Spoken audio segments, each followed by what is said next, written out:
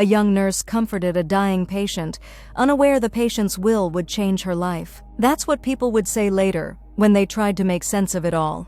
But for Sarah Lawson, there was nothing remarkable about that rainy Tuesday when she first stepped into room 317, nothing to signal that the universe was about to shift beneath her feet.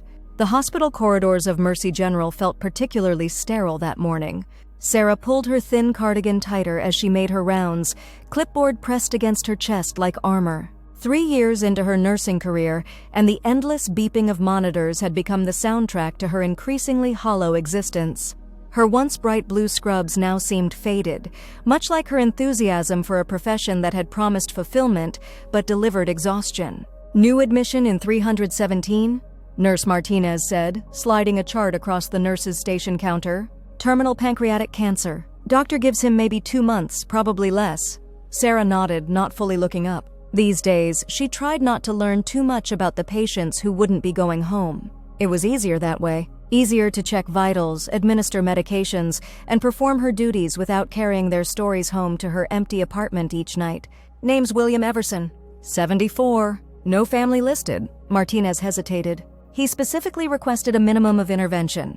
Comfort care only." Something in the older nurse's tone made Sarah look up. "Any particular reason I'm getting assigned?" Martinez's eyes softened. "Staffing. Henderson called in sick again." She paused. "And honestly, the man seems lonely. I thought you might—" "I'm not a social worker." Sarah cut in, the words sharper than she'd intended. The dark circles under her eyes felt suddenly heavier. "Sorry. Didn't sleep well." 3 nights of insomnia had left her raw. 3 nights of staring at the ceiling of her apartment, listening to the couple arguing next door, wondering how her life had narrowed to this, shuttling between hospital shifts and an apartment that never quite felt like home. 28 years old, and sometimes she couldn't remember what hope felt like. The elevator to the 3rd floor seemed to take forever. Sarah used the time to read through William Everson's chart. The medical details were straightforward: stage 4 pancreatic cancer, metastasized to the liver. No surgical options. Previously treated at Memorial Hospital in Chicago before transferring to Mercy General for his final care. Widowed. No children. Former professor of literature. The final detail made her pause. Literature. Sarah's fingers instinctively moved to the small book of poetry tucked in her pocket, her one remaining connection to the person she'd once been. Before nursing school.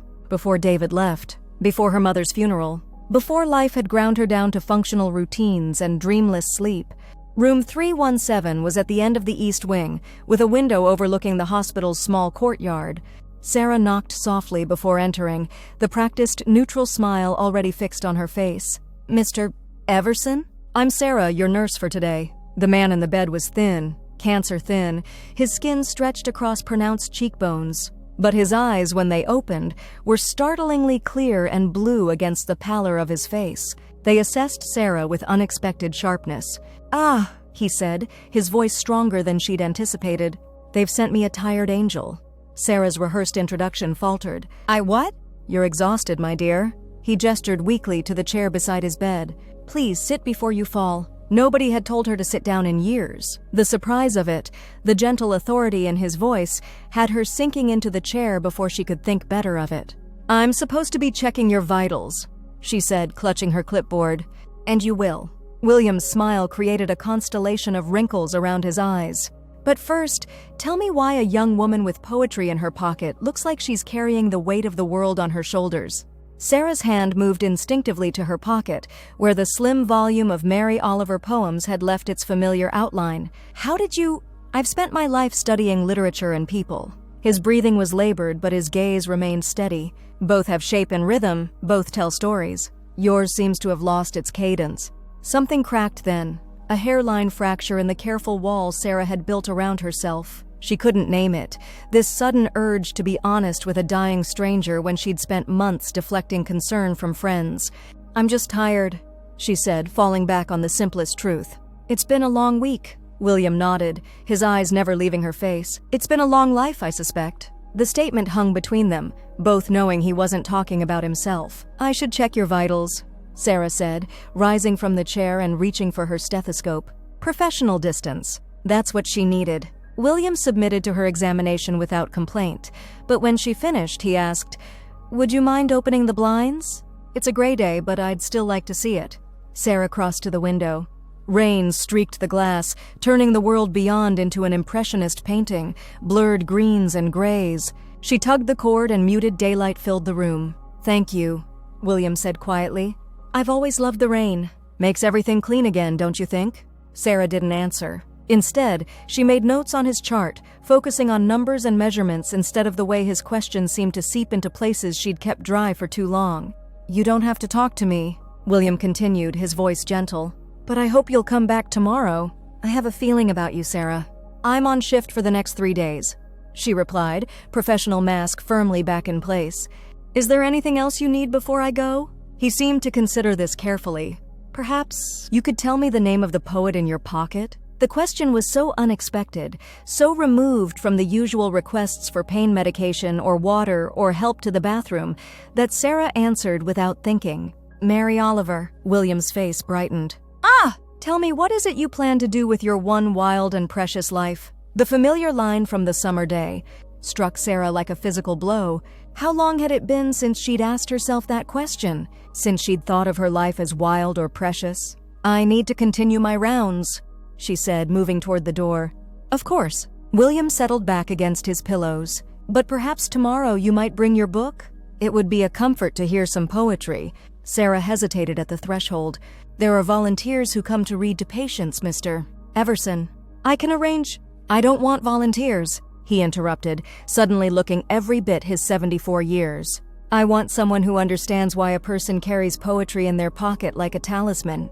Sarah left without promising anything, but the exchange followed her through the rest of her shift. It clung to her on the bus ride home, through her microwave dinner eaten standing at her kitchen counter, and into another sleepless night. Wild and precious life. The phrase echoed as she stared at the water stain on her bedroom ceiling.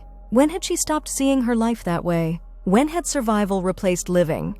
The next morning, Sarah arrived at the hospital 20 minutes early. She told herself it was to review charts before her shift, but instead found herself standing outside room 317, the small book of poetry heavy in her pocket. William was awake, staring out at another rainy day.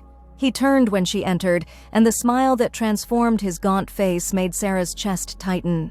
You came back, he said, as if he'd been uncertain. I'm your assigned nurse, she replied, but her tone lacked yesterday's distance. The routine checks were performed in comfortable silence.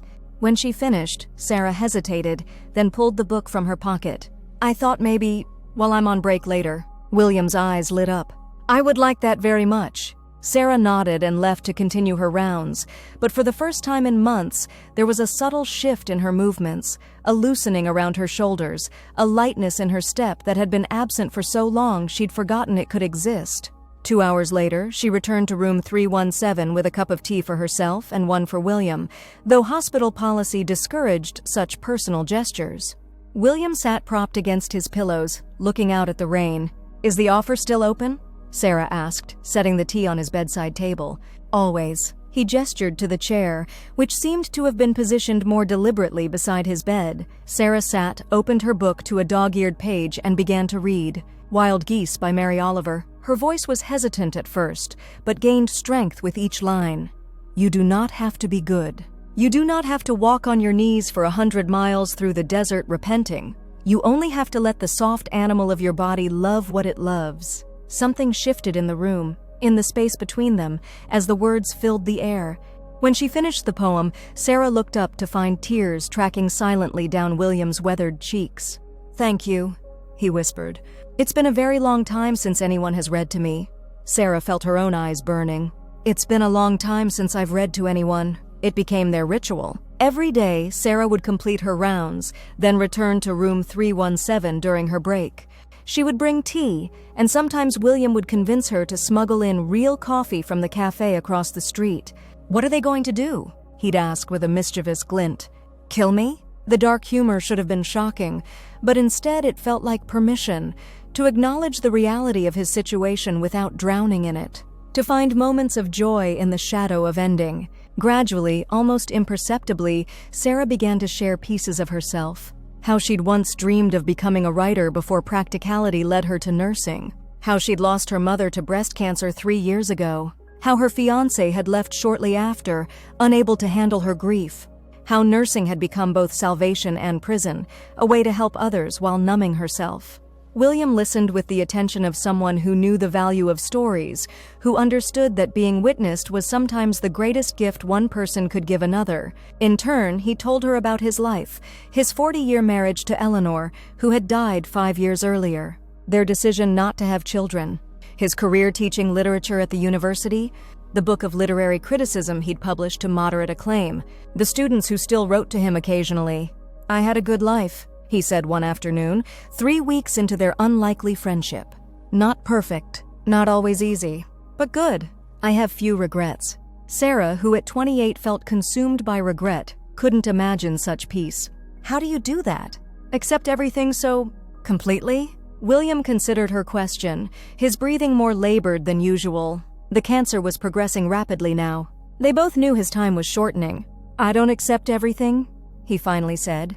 "I rage sometimes when you're not here. I've had my share of 3 a.m. conversations with whatever God might exist." He reached for her hand, his skin paper-thin over delicate bones. "But I learned long ago that life is both longer and shorter than we imagine. The secret is to recognize the moments that matter while they're happening." His fingers tightened around hers.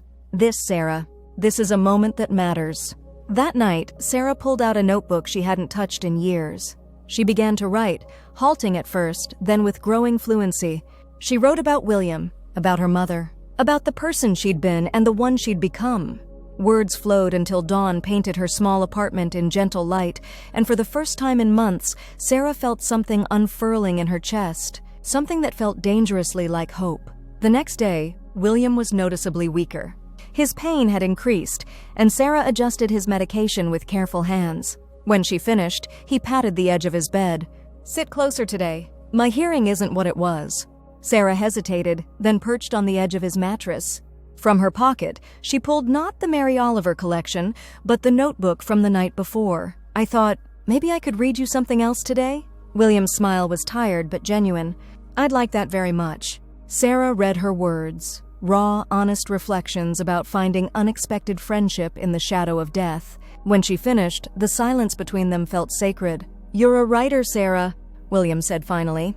"You've always been one, even when you weren't writing." "I don't know what I am anymore," she admitted. "That," he said, "is the beginning of possibility." 2 days later, William slipped into unconsciousness. The medical team said it would be hours, perhaps a day at most. Sarah's shift ended, but she couldn't bring herself to leave. She sat beside his bed through the night, reading poetry aloud even though she wasn't sure he could hear her. In the gray hours before dawn, William opened his eyes one last time. They found Sarah immediately, as if he'd always known exactly where she would be. "Remember," he whispered, his voice barely audible. "Moments that matter." His hand squeezed hers with surprising strength, and then relaxed. Sarah felt the exact moment he left, not just the room or the world, but her life. 3 weeks of friendship that had somehow reached deeper than relationships lasting years. She wept then, not just for William, but for all the parts of herself she'd allowed to go dormant. For the poetry she'd stopped writing. For the joy she'd forgotten how to feel. For the young woman who had once believed in wild and precious possibilities. The hospital's bereavement protocol kicked in smoothly. Sarah was given the next day off. She spent it walking through the rain-washed city, letting grief move through her instead of around her. It hurt. Of course it did. But beneath the pain was something else. A certainty that William had given her something essential in their brief time together, permission to begin again. When she returned to work, Nurse Martinez handed her an envelope. "This came for you from the hospital administration." Inside was a formal letter requesting Sarah's presence at the reading of William Everson's will. The surprise must have shown on her face. "He didn't tell you?" Martinez asked. Sarah shook her head, stunned. They had shared so much, but William had never mentioned including her in his will. It seemed impossible. They'd known each other for less than a month. The reading was scheduled for the following week at a law office downtown. Sarah debated not going. What right did she have to whatever final gestures William had planned? She had only been his nurse, after all, a temporary companion at the end of his journey. But even as she thought it, she knew it wasn't true. Something profound had passed between them in those hospital room conversations, something that defied the brevity of their acquaintance. The law office was housed in an old brownstone with gleaming wood floors and tall windows. Sarah felt out of place in her simple dress among the formal portraits and leather-bound books. The lawyer, Mr. Harrington, greeted her with professional courtesy and led her to a conference room where two other people waited.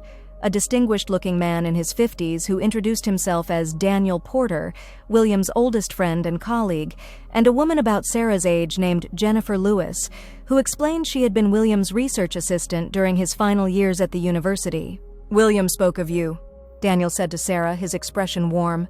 "In our last phone call, he mentioned the nurse who read poetry to him. He said you brought light back into his room." Sarah blinked back sudden tears. "He brought light to me, too. Mr. Harrington cleared his throat and opened a thick folder. "William's estate is relatively straightforward. He was a man of modest means but careful planning." The lawyer proceeded to outline the distribution of William's assets. His university pension would establish a small scholarship for English literature students. His personal library would go to Daniel.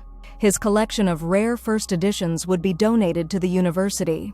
Various sums went to academic organizations and his alma mater. Sarah listened politely, wondering why she had been asked to attend. Perhaps William had left her a book or some small token of their friendship. Now, to the matter of William's personal residence, Mr. Harrington continued. "The property at 1847 Lakeview Terrace, including all furnishings and contents not otherwise specified, is bequeathed to Sarah Lawson." The room went silent. Sarah stared at the lawyer, certain she had misheard. "I'm sorry, what?" she finally managed. "Mr. Harrington adjusted his glasses. "Mr. Everson has left you his home, Ms. Lawson. A 2-bedroom cottage on Lake Michigan, about an hour north of the city. The property is fully paid for, though you'll be responsible for annual property taxes and maintenance." "But that's—" Sarah shook her head. "That's impossible. I only knew him for 3 weeks." Daniel leaned forward. "William was an excellent judge of character. Always has been. If he left you his home, he had his reasons." "There's a letter," Mr. Harrington added, sliding an envelope across the table. "William asked that you read it privately." Sarah's hand trembled as she took it. The conference room suddenly felt too small, too formal for the emotions threatening to overwhelm her. "I can't accept this," she said. "It's too much. It should go to family or—" "William had no family," Daniel interrupted gently. "Not by blood. He created his family through connections of the heart and mind. And for whatever reason, in those final weeks, you became part of that family." After the meeting, Sarah wandered the city for hours, the envelope burning in her pocket. Rain fell in a gentle mist, blurring the edges of buildings and people. Finally, she found a quiet cafe and, with unsteady hands, opened William's letter. "Dear Sarah, if you're reading this, I've completed my journey, though I suspect not our conversation. Some dialogues continue long after words cease to be spoken aloud. You're wondering why I've left you my home. The answer is simple, though perhaps not easy to accept, because you need it more than anyone else I know. Not the physical structure, though I hope it serves you well, but what it represents. A place to begin again. In our short time together, I recognized in you what Eleanor once saw in me, a soul who had lost their way, not through any moral failing, but through the accumulated weight of living. When I met my wife, I was adrift, convinced that life had already shown me its full measure. How wrong I was. The decades that followed were the richest of my existence. My home was where Eleanor and I built our life together, where we argued and reconciled, dreamed and grieved, laughed and loved. It was our sanctuary from the world and our gateway to it. After she died, I considered selling it, but found I couldn't bear to. Now I know why.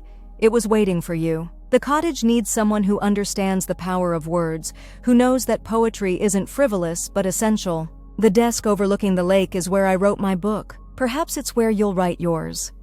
You told me once that you didn't know who you were anymore. I believe the answer lies not in who you were or who you should be, but in giving yourself permission to discover who you might become. My home is that permission made tangible, a place where you can remember what it means to have a wild and precious life. All I ask in return is this: live fully in it, write at the desk, swim in the lake, plant flowers in the garden, read poetry on the porch, and when the time is right, open your door to someone else who needs to remember that second chances exist, that beauty persists, that one life can profoundly touch another, even briefly. With deepest affection and highest hopes, William. P.S. The key is with Harrington. The cottage faces west. The sunsets are spectacular. Sarah read the letter 3 times, tears streaming down her face. Around her, the cafe continued its mundane symphony of conversations and clattering dishes, oblivious to the earthquake reshaping her world. The following Saturday, she drove north along the lakeshore. Spring was just beginning to soften the landscape, pale green buds appearing on trees, occasional bursts of early flowers brightening the roadside. The directions from Mr. Harrington led her down increasingly narrow roads until she turned onto a gravel drive partially hidden by pines. The cottage appeared suddenly, a weathered blue structure with white trim, nestled among tall trees with the vast expanse of Lake Michigan visible beyond it. It was smaller than Sarah had imagined, more modest, but as she stepped from her car, a sense of rightness settled over her. This place had been loved. That much was immediately clear. The key turned easily in the lock. Inside, sunlight streamed through windows that faced the water, illuminating wooden floors worn smooth by decades of footsteps. Bookshelves lined the walls, interspersed with simple, comfortable furniture. It wasn't fancy or pretentious, just warm, lived in, and welcoming. Sarah moved through the rooms slowly, taking in the details. The collection of smooth stones on the windowsill, the faded quilt draped over the sofa, the old record player in the corner with albums filed neatly beside it. In the kitchen, copper-bottomed pots hung from a rack, and herbs grew in pots on the windowsill. The second bedroom had been converted to a study. There, as William had described, stood a desk positioned to capture the view of the lake. A typewriter sat upon it, an old manual model, clearly used and loved. Beside it was a stack of blank paper and a note in William's distinctive handwriting, for the stories waiting to be told. Sarah sank into the desk chair, overwhelmed. Through the window, she could see waves lapping gently at the shore, the afternoon sun creating diamonds on the water's surface. In the distance, a sailboat moved across the horizon, white against blue. She hadn't brought much. Just an overnight bag, unsure if she would stay. Now, looking out at the view William had loved, she knew she wouldn't be returning to her apartment that night. Or perhaps ever. On the desk, she noticed a small wooden box she hadn't seen initially. Opening it, she found it filled with seashells and small, smooth stones. Beneath them was another note. "Eleanor collected these on our walks. She said they reminded her that beautiful things often come from friction and time. I think you'll understand." Sarah closed her hand around one of the stones, feeling its cool smoothness against her palm. Outside, the light was shifting, the sun beginning its descent toward the horizon. Soon, she would witness her first sunset from this place that was now, incredibly, hers. She thought of the life she had been living just 1 month ago, the numbing routine, the emotional isolation, the sense of moving through days rather than living them. She thought of William, of the brief, intense connection that had somehow altered her course so completely. Opening her bag, Sarah took out her notebook and a pen. She placed them on the desk, aligned them carefully, then turned her chair to face the lake fully. There would be time for writing later. For now, she simply wanted to witness the moment, to be present for this ending that felt like a beginning. As the sun touched the water, painting the world in impossible colors, Sarah remembered William's words. The secret is to recognize the moments that matter while they're happening. This, she knew with sudden clarity, was one of those moments. She held it carefully, gratefully, allowing herself to feel the weight and wonder of it. Outside, the last light of day transformed the ordinary lake into something magical. Inside, in a cottage that had witnessed one love story and might now witness another kind of rebirth, Sarah Lawson took a deep breath and opened herself to possibility. 1 month ago, a young nurse had comforted a dying patient, unaware the patient's will would change her life. But perhaps, Sarah thought as darkness gently claimed the sky, the true change had begun long before the will was read, in poetry shared and stories exchanged, in the recognition that sometimes the briefest connections leave the deepest imprints. As stars appeared above the lake, Sarah made a silent promise to William, to herself, and to whatever force had brought them together. This gift would not be wasted. This second chance would be honored. This wild and precious life would finally be fully lived.